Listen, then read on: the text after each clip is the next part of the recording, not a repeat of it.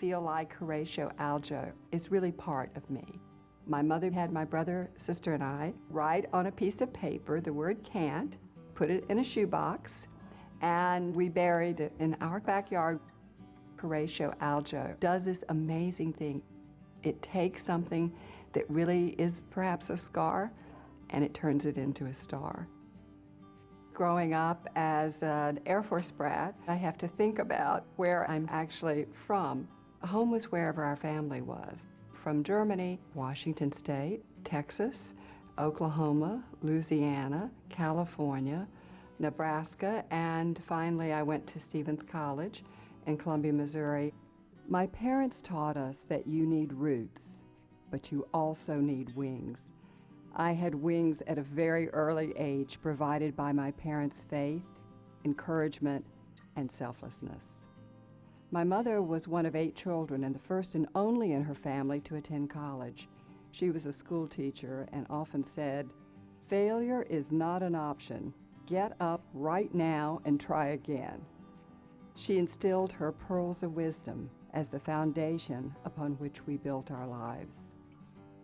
Education was the most important investment my parents made.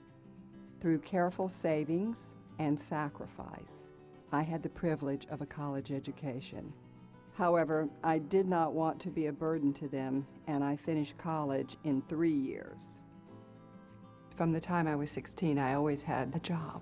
I loved working because it meant that I actually had something I didn't have, and that was money. My first experience after school was in banking, and I decided I wanted to be in something where I could be rewarded based on what I was able to produce.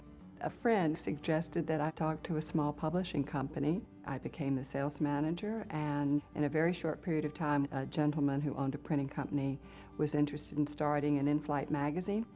I didn't know, and that's a fabulous place to be in your life when you're young, and that's how Pace began. And now Pace has become one of the largest woman-owned businesses in America. However, my life was ultimately changed not by business, but through service.